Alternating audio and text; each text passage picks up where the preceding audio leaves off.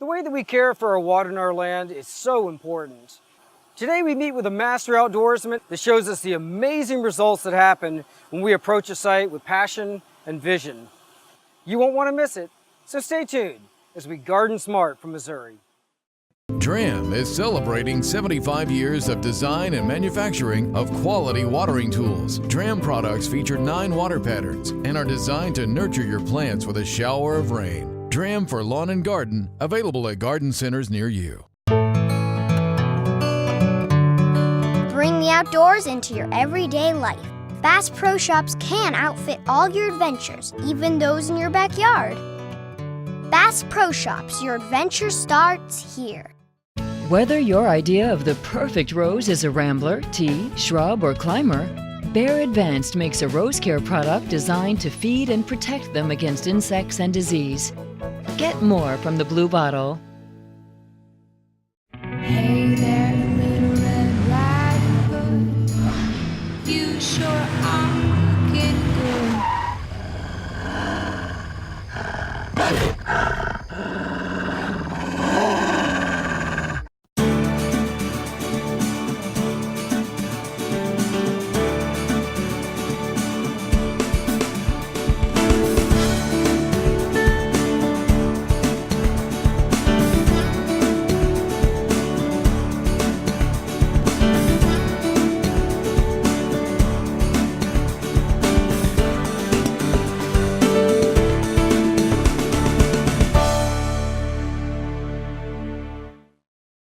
Dogwood Canyon is located in the White River Basin in the Missouri Ozarks.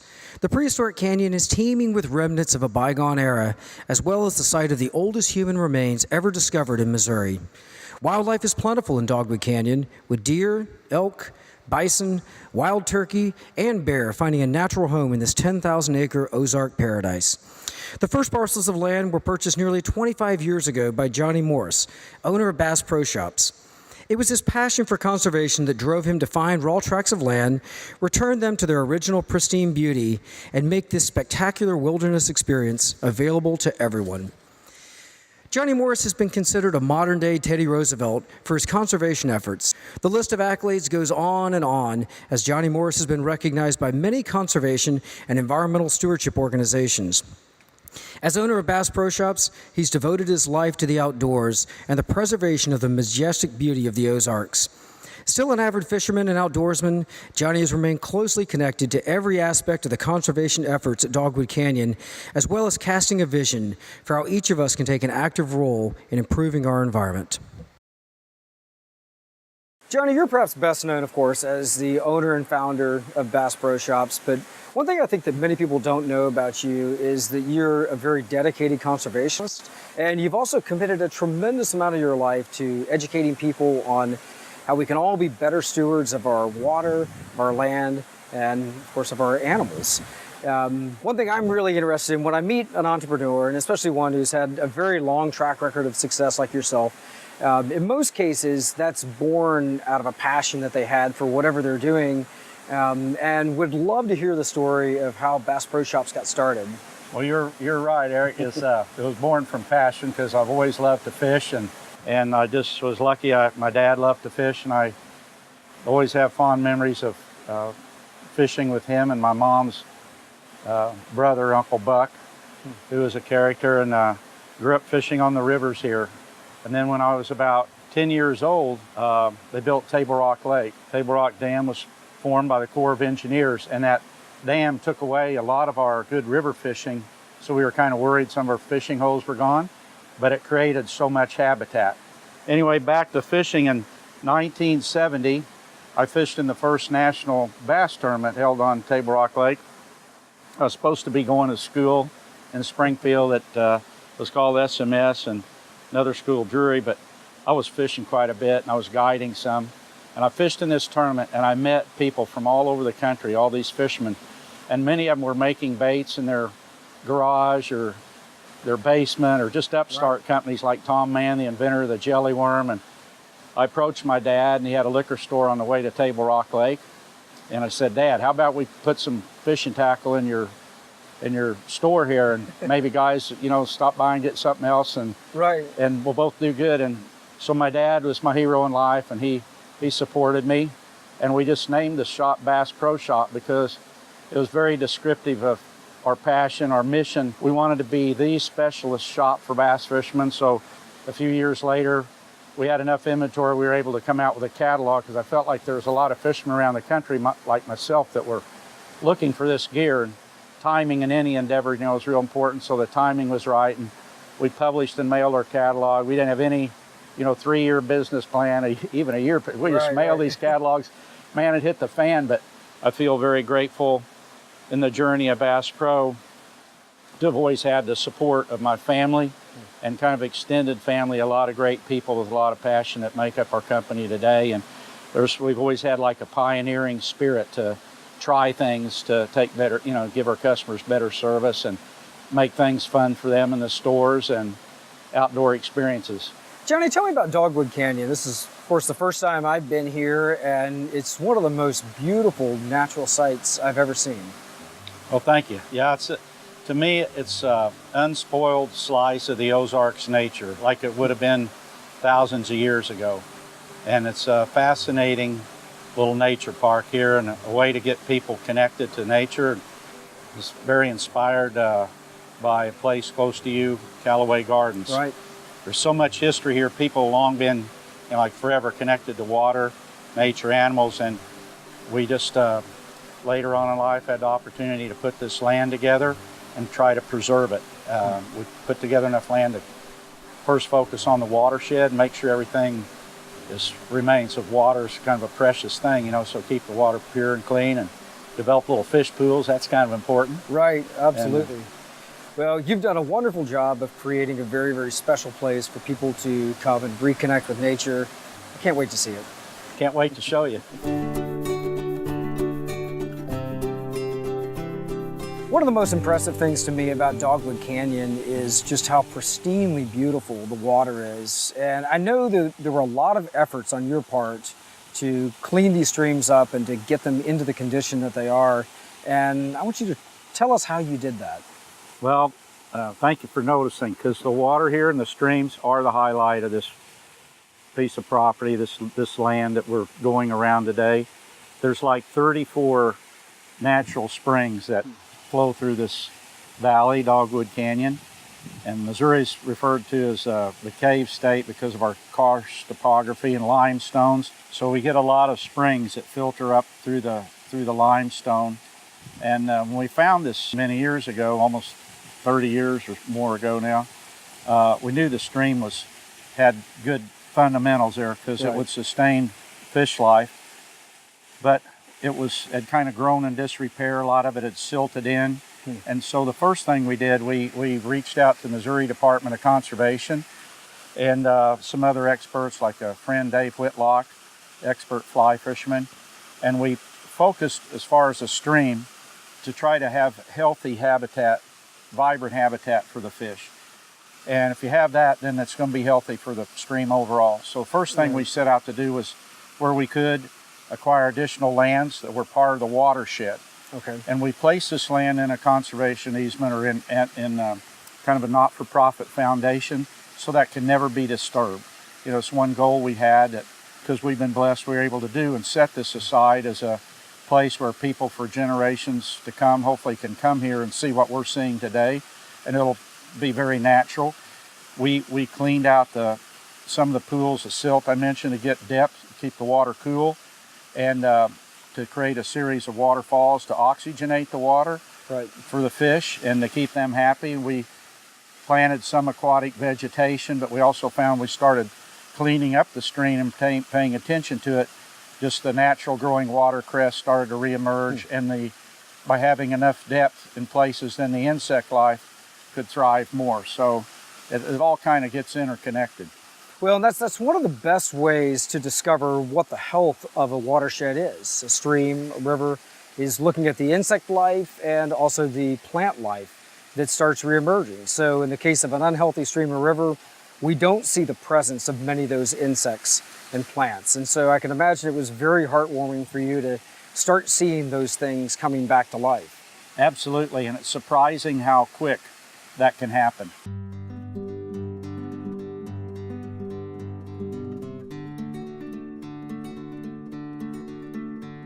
Johnny, in the side yard by my place, I've got a stream that runs by. Many American homeowners have also got creeks in their backyards, or maybe they're concerned about, what happens with the runoff that comes off their roof, runs down their side yard and into a ditch or a culvert. What's some practical advice that you could give our viewers for how they can do a better job at water conservation?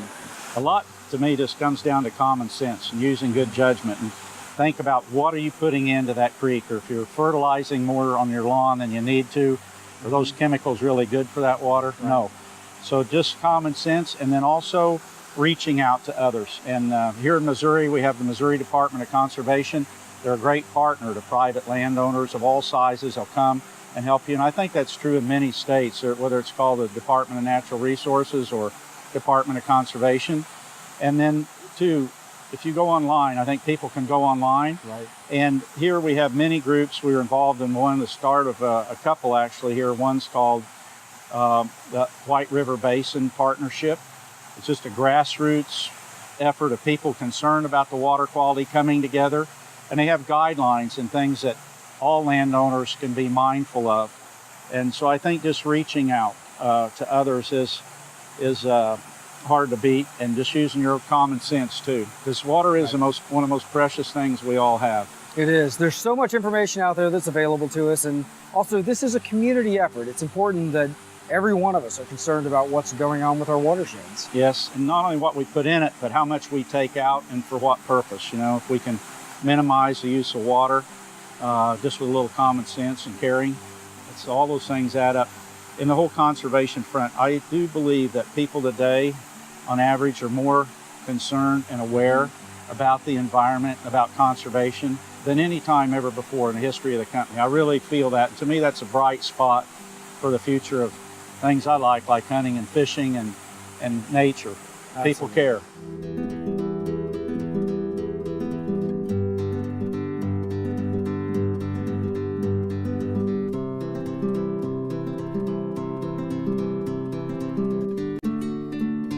This is one of the more beautiful and unusual sites here at Dogwood Canyon. I understand there's also a lot of history that's associated with this place. Yes, we call this place where we're standing Great Spirit Shelter. It was named by a friend of mine, Joe Green, and he named this place after they came up here one day and saw a few pieces of flint where Indians or some prehistoric people had been making arrowheads. So we had the local university, Southwest Missouri, come and do an archaeological excavation along with the University of Arkansas.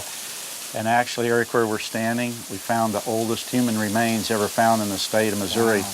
They carbon dated back to 6,000 BC, or a little over 8,000 years old. So just when we stand here today, we're all dressed in our clothes, you can't help but think back, what was it like then, 8,000 years ago, with people living here, and the fertile valley that still had everything to support, obviously, the shelter for people, but also the fish, the wildlife. What were things like? And these people living with these spear points and, maybe a deer skin or elk. At the time, we had elk here, we had buffalo, wild turkeys, and there was a long period in our state where they went away, and then through good conservation, they've come back. So you come here to Great Spirit Shelter, you can't help but feel connected to the earth and the nature and where we've come from, and just reintroduced free-ranging buffalo into the state of Missouri not long ago, and elk, and so a lot of great things happen. Right, we see the vestiges of that ancient life in many parts of the site, and the trails, where we're standing is probably the same places that they walked. And one thing that was very impressive to me, as we're looking at these old trails, but then the many, many new trails that you've added, just how thoughtfully done that was. The way that they, weave around and give you surprise views. They're oriented in such a way to where we get, very specific perspectives on the beautiful stonework bridges. And I want you to talk a little bit about the process of what you went through to think about the trails and where they were going to go, because they're very, very important to this place. That was a fun time in life when the kids were young then, and they'd come with me, and I'm kind of a daydreamer, and just to be able to walk over the land and spend really hundreds of hours just trying to lay out pathways that would get people connected to nature, and view corridors you're talking about, little surprises here and there in nature that we discovered over many hours of having fun ourselves. And And then to involve the Blevins family, Ray Bivens and his family are stonemasons, and they made all these bridges and had so much pride doing it. And also Danny Swartz, and he's an Amish guy, and his whole family, and they built the wood bridge that we came over when you first arrived. Used all hand tools, you know, no modern day equipment. So it was all a great deal of, you know, it was a lot of fun, and it was something that just to be passionate about. Sure. I think on any site, it doesn't matter how big it is. You know, certainly most people are not working with something of this size, but even if we have a very small garden space, there's something to be said for taking the time to walk the property, you know, get to know the property, and carefully and thoughtfully, you know, think through the ways that we can add different layers to it, that, you know, we can kind of work with the topography and the nature that exists there as we're thinking about planning out our garden, you know, instead of, you know, too hastily grabbing a shovel and starting to just cut in trails. Just to be able to daydream what things are today, what can we kind of make and to share with others, you know, in our backyard, or like here at Dogwood, you know, it's about, you know, sharing and having fun daydreaming about what you're able to create and work with nature a little bit. Johnny, beyond all the efforts that you've put into water conservation and land conservation, I know one thing that's been very important to you is bringing back many of the indigenous animals that were here hundreds, if not thousands of years ago, that had then disappeared. Tell me about some of the animals that you're working on bringing back, and how you're working on rebuilding those populations. Well, we're standing in a field of native prairie grass that used to be quite prevalent here, and then it went away. So we brought back the habitat for the animals. And so we have buffalo here, and we have a pretty good sized herd of elk. And we worked with QDMA, Quality Deer Management Association, to have a trophy whitetail area for the free-ranging whitetail and the wild turkeys. And people come through here, they got a real good chance to see all kinds of critters. And it's kind of neat to know that they used to be here. And then I think through maybe some over-harvest and bad practices from man, they kind of went away. And some was just nature, disease, and things that happened. But it's exciting to be able to have these animals back here like they used to be, like you say, thousands of years ago, for people to see and enjoy. Sure. And ruminant animals like buffalo, elk, deer are the most effective ways of actually rebuilding soil and land. And so it's that symbiotic relationship between, you know, grass farming and these animals that eat the grass, and then they, you know, add the fertilizer back, and then they trample it into the soil. And nothing rebuilds damaged soil the way that ruminant animals do. And so it's wonderful to see that that's a component of what you're also doing here.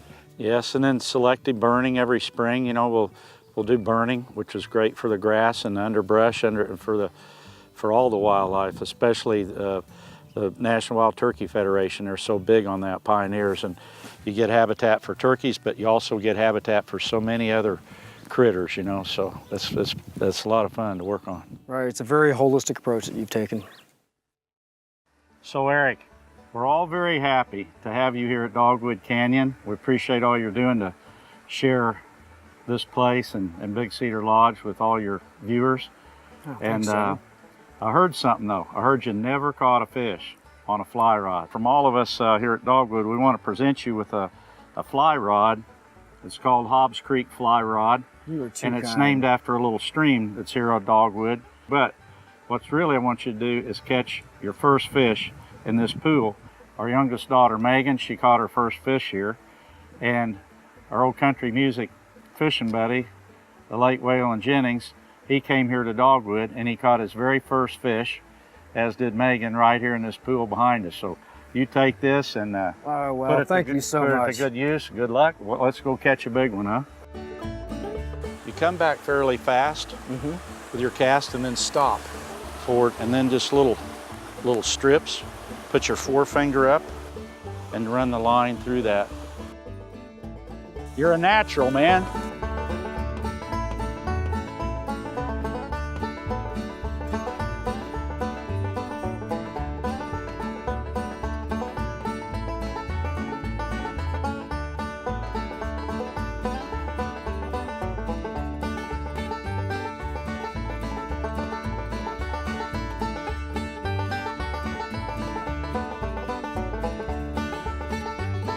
Good cast. Oh man, just refused it right at the last little bit. Very good. Rod tip low.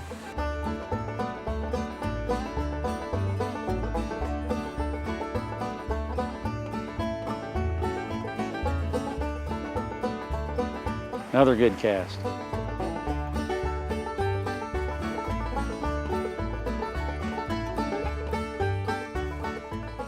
Oh, yeah, baby. Easy, easy, easy, easy. Now, easy. Let him run when he needs to. That's a big, big fish. Really big fish. Let him go when he needs to go. It's real easy.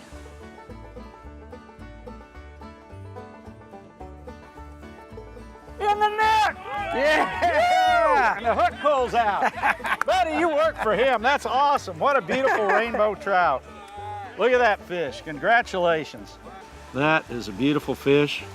Remember the rod you caught him on? Remember the Yes, shop sir. it came from? Yes, sir. Very good equipment to catch a fish like this. Yeah. It's a happy day.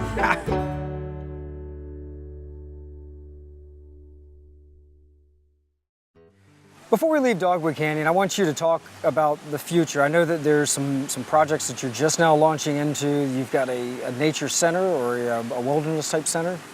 Yes, we're building, it is a nature center, like classrooms for kids to come, part of the local school program. We hope kids will come out here and be immersed in nature and then have a little classroom component of that, and for really all visitors that come here to the canyon.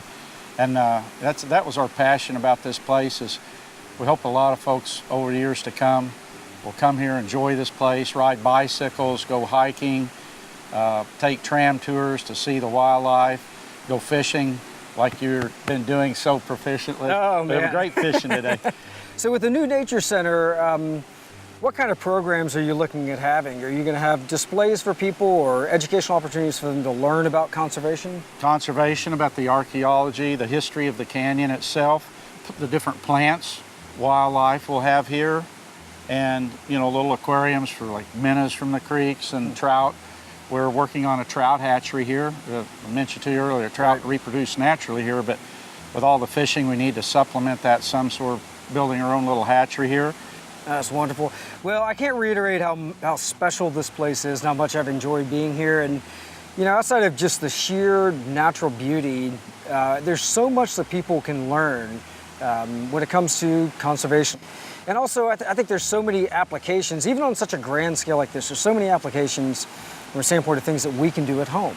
Ways of attracting wildlife right into our backyard, moving away from the hyper manicured yards into, say, more of a landscape or a garden that involves food plots for birds and animals, that involves habitat. Yep. And that's what you've mirrored here, except on such a grand and amazing scale. But we have little small food plots too, and like our little butterfly garden. And that's one thing you asked me about the nature center. We want to pass that along and plant seeds for kids, that they can carry home to their parents. And it's one of the biggest things we see in the whole country. In the U.S. Fish and Wildlife Service, they track. And like wildlife viewing is like just exploding in popularity, and there's so much people can do to just attract birds, butterflies, deer, everything right in their backyard these days. Yeah, absolutely. Well, your efforts are obvious and very, very well appreciated. And Johnny, I can't tell you how much I've enjoyed today. It's been so Buddy, special. I enjoyed hanging out with you, every minute of it. It was Absolutely. great. Thank you so much. Thank you. Each week we travel the country north to south, east to west, visiting some of the most exciting gardens, as well as talking to industry horticulturalists about design principles, new plants, and also how you can be most successful with your home gardens. We also love answering your gardening questions, so visit us on the web at gardensmart.com.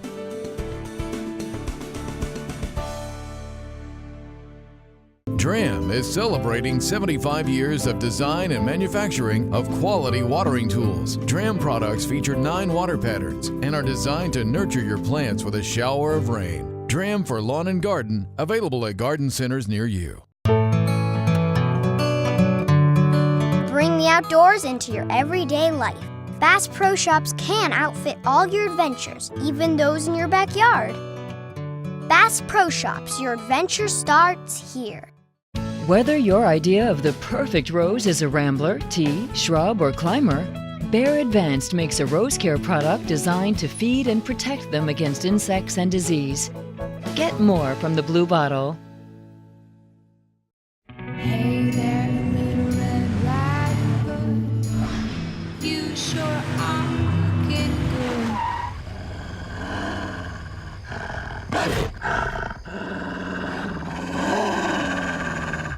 There are many simple things that we can do every day to help preserve the natural beauty of our surroundings.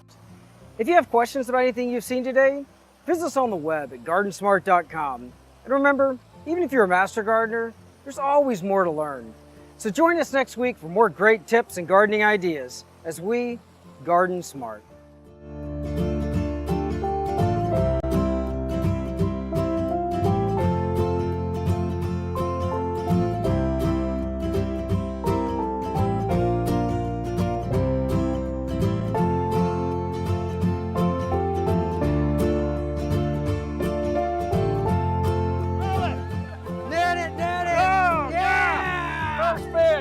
There's the first fish tip.